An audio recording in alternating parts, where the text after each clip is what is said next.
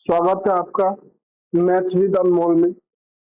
Last lecture में जैसे कि आप सबको पता है, लास्ट जो हमने लेक्चर जो हमने वीडियो अपलोड की थी या जो लेक्चर लिया था, उसमें हमने एक टॉपिक शुरू किया था जिसका नाम है अर्थमेटिक प्रोग्रेशन।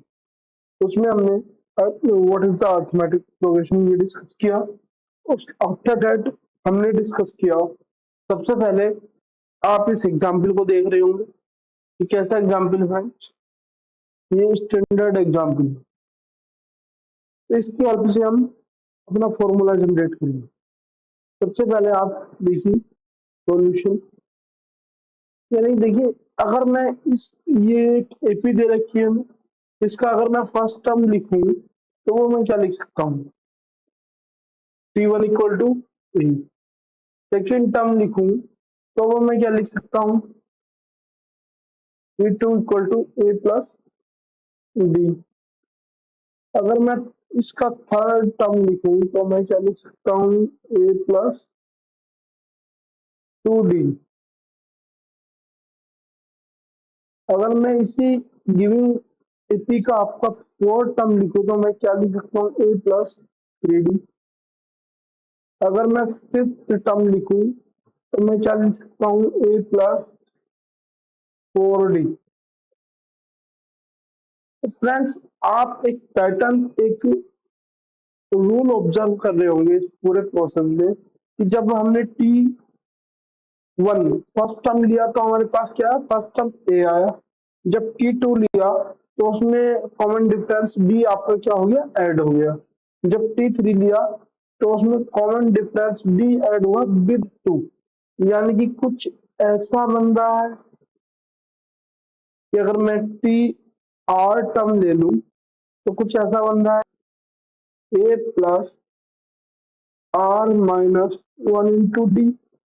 देखिए ये बन रहा है, नहीं बन रहा, ठीक है। ऑब्जर्व कीजिए, यहाँ जब आपको फर्स्ट टर्म दिया ए, यानी कि ए प्लस 0 इंटू डी, और 0 इंटू डी को आपके लिख सकते 1 माइनस 1 इंटू डी। और जब आपको यहाँ तो सेकेंड टर्म दिया तो इसे आप लिखते हो ए प्लस 2 माइनस 1 इंटू डी। और T3 जब आपको थर्ड टर्म दिया तो आप इसे एक्सप्लेन कर सकते हो, ए प्लस 3 माइनस 1 इंटू डी। देखिए T1 की वैल्यू तो ई रहेगी यहाँ पे, अगर ऐसा मैं लिखूं तो ए ही रहेगी। T2 की वैल्यू को ऐसा अगर मैं लिखूं तो ये ए प्लस डी ही रहने वाली है। और T3 वैल्यू को, T3 टर्म्स की वैल्यू को अगर मैं ऐसा लिखूं तो ये प्लस 3 माइनस 1 इंटू डी ही रहने वाली। यानी कि आपको समझ में आया कि कुछ ऐसा ही ऑब्जर्वेशन चलेगा इस फॉर्मूले के पीछे।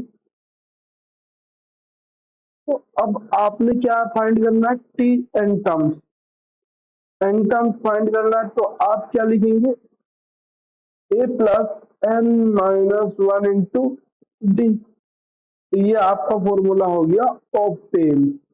जब भी आपको किसी भी गिविंग अर्थमेटिक प्रोग्रेशन का एन टर्म्स फाइंड करना है तो आप इस फॉर्मूले का यूज कर सकते हैं। आई होप सभी को समझ में आया होगा, इजी है और ऐसा नहीं है कि कुछ अलग हमने करा दिया। हमने बात को पॉइंट ऑफ पॉइंट रखा है कि ये एक T1, T2, T3, T4, T5, ये जो स्टैंडर्ड एग्जाम्पल है ये पैटर्न फॉलो कर रहा है, जिसमें T1 terms a plus 1 minus 1 into D, T2 terms a plus 2 minus 1 into D, और T3 terms a plus 3 minus 1 into D, और T4 terms a plus 4 minus 1 into D, और T5 terms a plus 5 minus 1 into D types का कोई pattern बना रहा है। इसी तरह हमने इस जीपी एपी में टी आर एक टर्म्स लिया जिसे लिखा A plus R minus 1 into D. तो हम कह सकते हैं इस प्रोसेस को अगर मैं एन टाइम रिपीट करूं तो यहाँ आएगा t n equal to a plus N minus 1 into d. आपको रेड डॉट दिख रहा होगा, तो ये आएगा। तो यही फॉर्मूला है जिसकी हेल्प से हम गिविंग एपी यानी कि अर्थमेटिक प्रोग्रेशन का कोई सा भी टर्म्स फाइंड कर सकते हैं। मान लीजिए आपको फर्स्ट टर्म फाइंड करना है, एन की वैल्यू 1 रख दीजिए, फर्स्ट टर्म आ जाएगा। n की वैल्यू 2 रख दीजिए, सेकेंड टर्म आ जाएगा। n की वैल्यू 3 रख दीजिए, थर्ड टर्म आ जाएगा। ऐसी n की वैल्यू आप अगर 1000 रखेंगे तो इस गिविंग सीक्वेंस का, गिविंग अर्थमेटिक प्रोग्रेशन का आपको 1000 टर्म की वैल्यू फाइंड हो जाएगी। समझ में आया? आई होप समझ में आया होगा। नेक्स्ट चलते हैं बेटा। देखिए यही हमने यहाँ लिख रखा है, formula for solving AP problem, arithmetic problem, t n equal to a plus N minus one into D. ये आपको पता है कहां से ड्राइव हुआ है। सेकेंडली अब देख लेते हैं इसमें क्या क्या मेंशन किया हुआ है। ठीक है, फर्स्ट देखिए where first term is a, second देखिए जहां डी क्या है, कॉमन डिफरेंस है, और एन क्या है, नंबर ऑफ टर्म। यानी कि मान लीजिए एक एग्जाम्पल मैं यहाँ दे देता हूँ, आपका थोड़ा कंफ्यूजन क्लियर हो जाएगा। 2 4 6 8, अगर ये कोई एपी है तो इसमें टोटल नंबर ऑफ टर्म्स कितने हैं? 1 2 3 4, कितने? 4 है।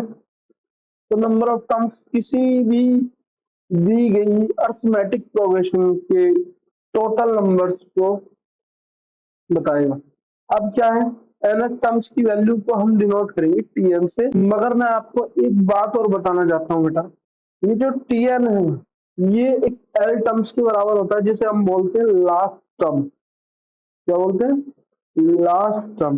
तो अगर लास्ट टर्म पर हम फॉर्मूला निकालेंगे, मान लो आपको किसी सीक्वेंस का फर्स्ट टर्म, कॉमन डिफरेंस और लास्ट टर्म दिया गया हो, तो भी हम इस फॉर्मूले का यूज इस फॉर्मेट में करेंगे, l plus N minus one into D.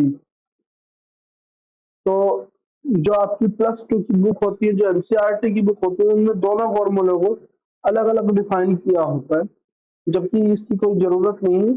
ये यानी आपका लास्ट टर्म। आई होप सबको समझ में आ गया फॉर्मूला। अगर किसी को समझ में नहीं आया तो वो हमारी वीडियो को पॉज करके देख सकता है या स्लो करके देख सकता है। अगर अब भी समझ में ना आए तो आप मेरे को कमेंट कीजिए, मैं और अच्छे तरीके से उसे अंडरस्टैंड कराने की कोशिश करूंगा। अब देखिए बेटा, ये हमारे कुछ एग्जांपल्स हैं, प्रॉब्लम्स हैं जिन्हें हमें सॉल्व करना है।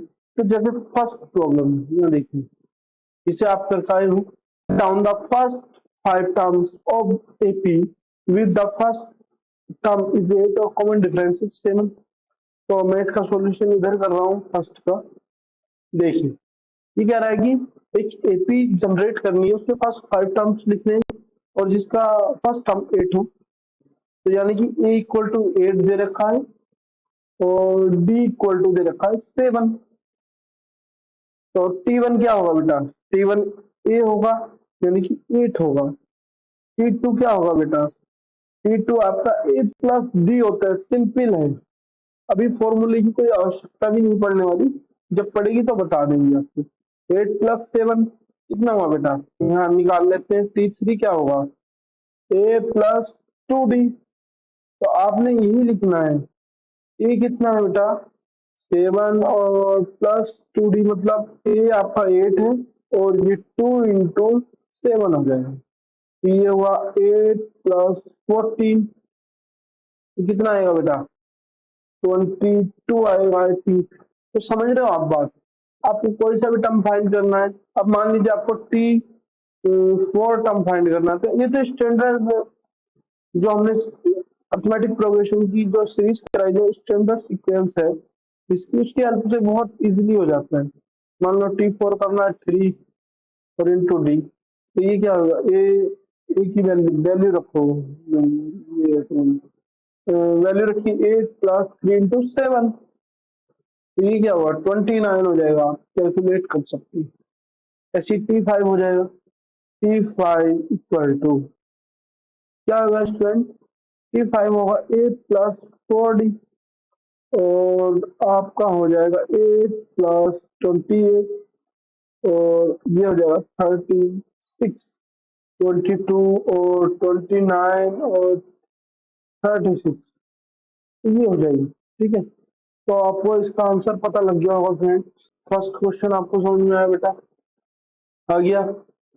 अगर आपको नोट डाउन करना है तो पॉज करके नोट डाउन कर लीजिए। ये आपकी जो सम एग्जांपल्स है ना, ये सब आपको होमवर्क मिलने वाले हैं। सेकंड क्वेश्चन आपका इसी टाइप का है, वो आप कर सकते हो। थर्ड क्वेश्चन भी आपका इसी टाइप का है, कॉमन डिफरेंस फाइंड करना मैंने बताया। फोर्थ क्वेश्चन भी आपका इसी टाइप का है, वो भी आप कर सकते हो। फिफ्थ क्वेश्चन ये देखिए, राउट डाउन द 10 टर्म और 19 टर्म ऑफ एपी। तो ये मैं कराने की कोशिश करूंगा, थोड़ा डिफरेंट है। तो देखिए, ये आपको एपी दे रखी है, तो इसका जो फर्स्ट टर्म होगा वो क्या होगा, ए इक्वल टू कितना हुआ 8, और इसका डी कितना हुआ, कॉमन डिफरेंस 11 माइनस 8 यानी कि 3। और फिर भी चेक कर लेते, 14 माइनस 11 कितना 3, तो 3 ही होगा। A plus N minus 1 into D, ठीक है।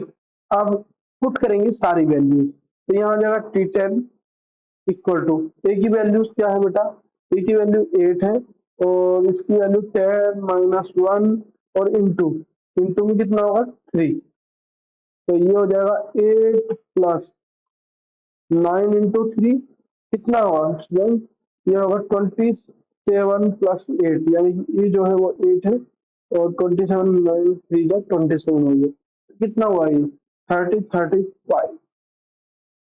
तो इसका सीरीज का जो आपका 10 टर्म आया वो कितना है 35 है। अब मान लीजिए इसका आपको 19 टर्म फाइंड करना है, तो 19 टर्म फाइंड करने में कितना रोल होगा, A equal to 8, B equal to 3, समझ में आया, और आपका एन इक्वल टू 19 होगा। फिर से आप वैल्यू पुट करेंगे, तो T19 equal to 8 plus 19 minus 1 into d कितना होगा फ्रेंड 3, तो आपका क्या हुआ 8 प्लस 18 इंटू 3, तो कितना होता है 8 प्लस 18 3 जा कितना होता है 54 होगा। ये आप 8 ऐड करोगे 62, तो आपके इस सीरीज के जो गिवन सीरीज है, इसका T10 टर्म भी निकल गया, और इसका T19 टर्म भी निकल गया। 19 टर्म तो 62 है, और 10 टर्म हमें पता नहीं क्या है, अभी हमने लास्ट में निकाला था फ्रेंड, बता सकता है कोई, कमेंट्स में बताइए क्या है इसका टर्म। 19 और 10 टर्म कैलकुलेट कर सकते हैं, इजी है। और अगला क्वेश्चन जो एफ पार्ट का क्वेश्चन है बेटा, ये आपके लिए होमवर्क है, ठीक है, इजी है। इसमें फर्स्ट टर्म के है, दूसरा टर्म सेकंड टर्म 2k/3 है, थर्ड टर्म k/3 है, ठीक है। इसका सिक्स टर्म फाइंड करना है, एन टर्म फाइंड करना है, 20 term is equal to 15 term, then find value of k. अगर आपसे नहीं होगा तो हम नेक्स्ट वीडियो में इसे डिस्कस करेंगे। ये इतने सारे एग्जाम्पल हमने आपको दिए हैं, आप वीडियो में से देख के सारे क्वेश्चन लगाने की कोशिश कीजिए, आंसर दीजिए, कमेंट कीजिए, ठीक है, और हमारा कॉन्फिडेंस इंक्रीज कीजिए। हम चाहते हैं कि हाँ, जो मैथ से जो मैथ फोबिया होता है ना स्टूडेंट को, वो ना हो, सब बच्चे मैथ को बड़े इंटरेस्ट वे में पढ़े। देखिए, अर्थमेटिक सीरीज का सॉल्यूशन होता ही है, फिर उस पर बात करेंगे। देखिए, हम इस पे बात कर रहे हैं, ये होता क्या है, पहले आप देखिए एक एग्जाम्पल, बहुत इजी एग्जाम्पल है, आप भी समझोगे। 1,2,3,4,5,6, ये क्या है, काउंटिंग है जो हम करते हैं, अप टू 100 चल रही है, ये एक सीरीज है। इसमें क्या है कि ये इसका ए फर्स्ट टर्म ए है 1, और इसका डी जो है, जो कॉमन डिफरेंस है वो भी 1 है, यानी कि ये क्या हुई, ये एक एपी हो गई। प्रोग्रेशन की बात करते हैं, तो ये अर्थमेटिक प्रोग्रेशन जो सीक्वेंस पे वर्क करती है, सीक्वेंस पैटर्न में लिखी जाती है, सब सीक्वेंस पे वर्क करती है। अब जो सीरीज की हम बात करने जा रहे हैं, सीरीज सीरीज क्या होती है, या सम ऑफ अर्थमेटिक प्रोग्रेशन क्या होता है, दोनों टर्म्स एक ही बात है, अर्थमेटिक सीरीज या सम ऑफ एपी क्या है।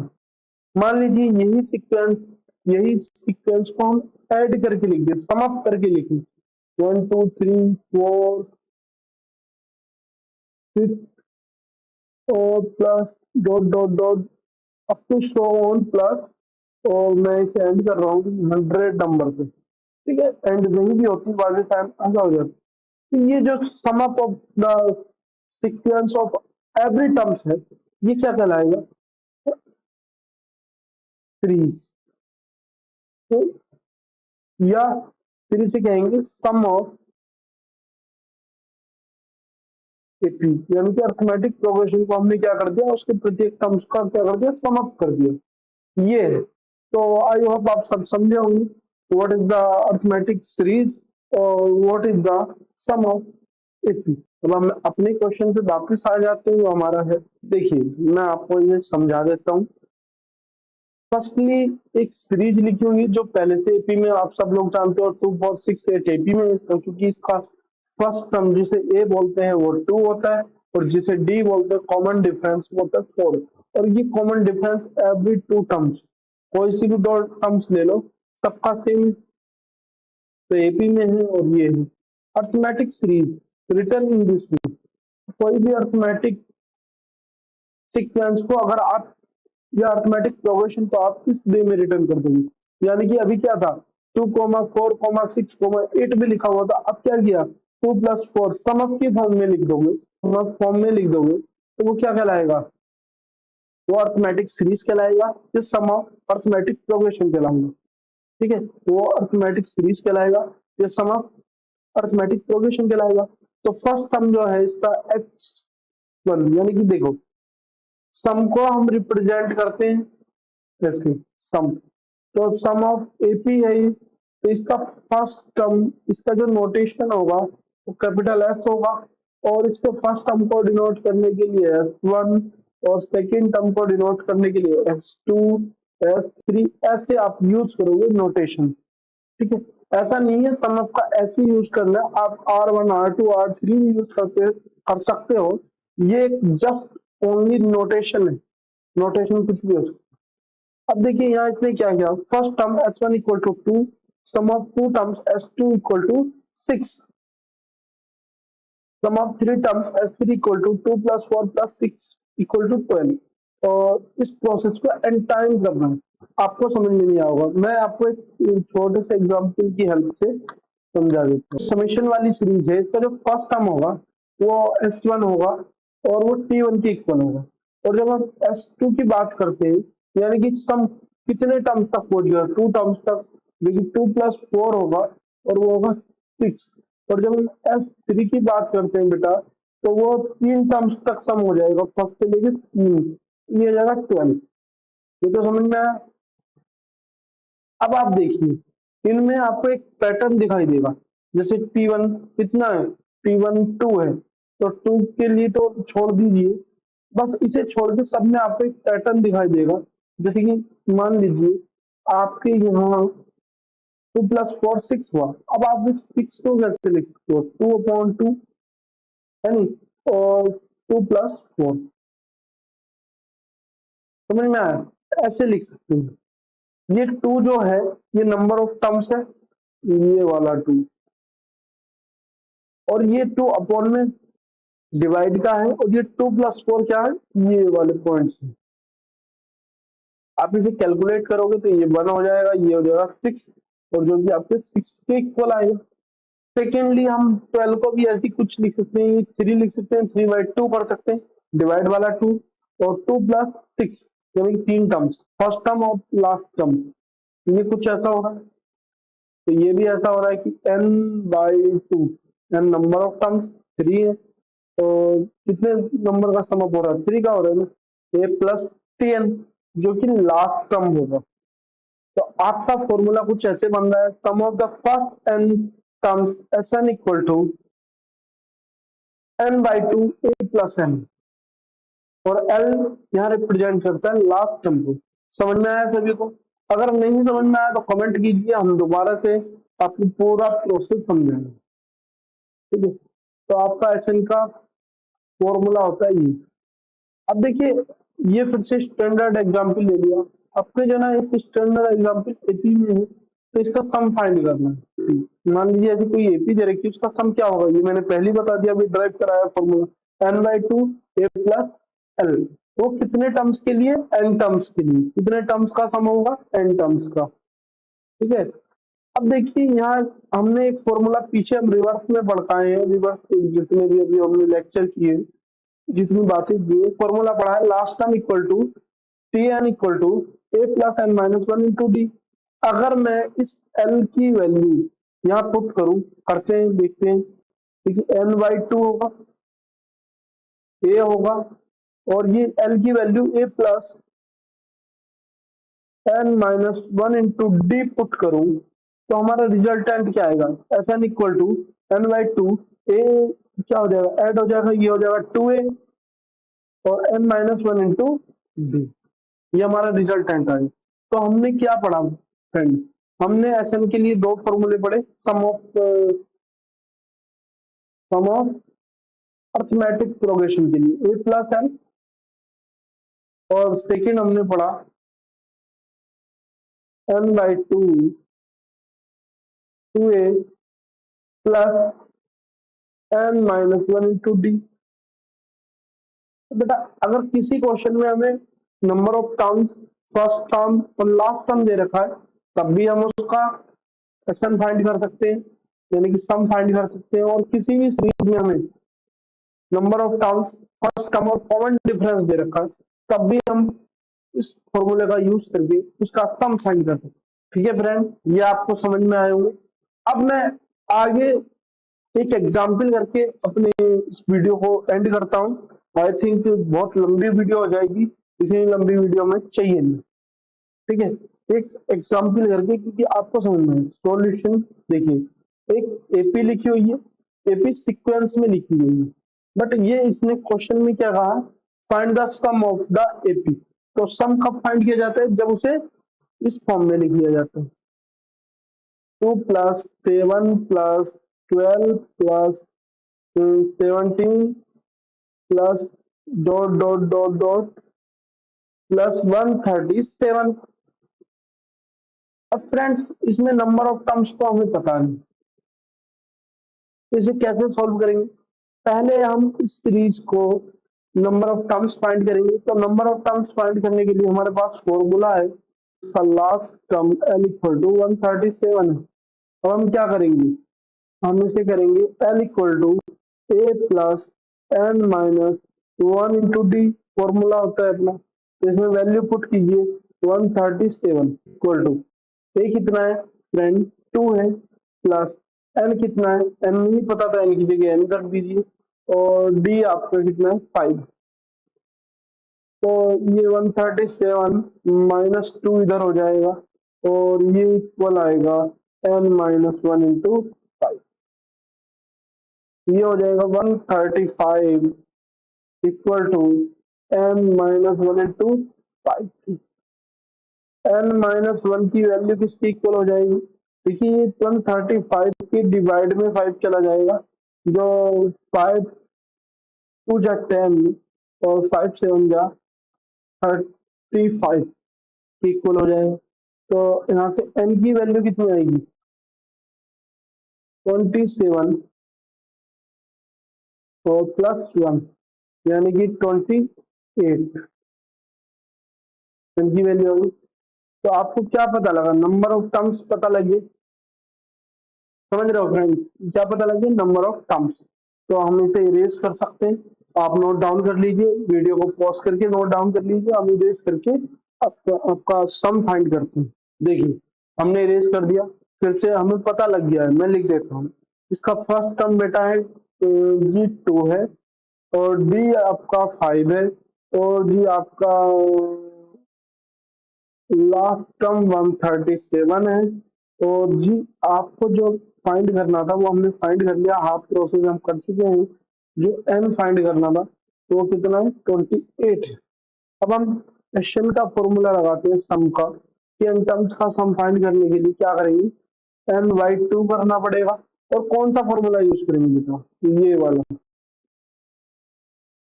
तो एन कितना है, एन है 28 बाई 2, और ये आपका ए है 2 और 137। तो आपका हो गया 14 और 2 प्लस 137, यानी कि ये हो जाएगा फ्रेंड 14 मल्टीप्लाई 139, इनकी आप मल्टीप्लाई कर लोगे तो आपका आंसर आपको फाइंड हो जाएगा। इजी है। तो आपको इसका सम फाइंड हो गया। और कितने हमने सम्स का सम फाइंड किया है बेटा? S28, ठीक है। और वो कितना होगा? 14 मल्टीप्लाई 139। अब आप फ्रेंड ये मत कहने लगना है कि सर आप मल्टीप्लाई भी करके हमें बताओ। आई होप आप BCA के स्टूडेंट हो या 12th के स्टूडेंट भी हो, तो आप मल्टीप्लाई बहुत इजीली कर लोगे।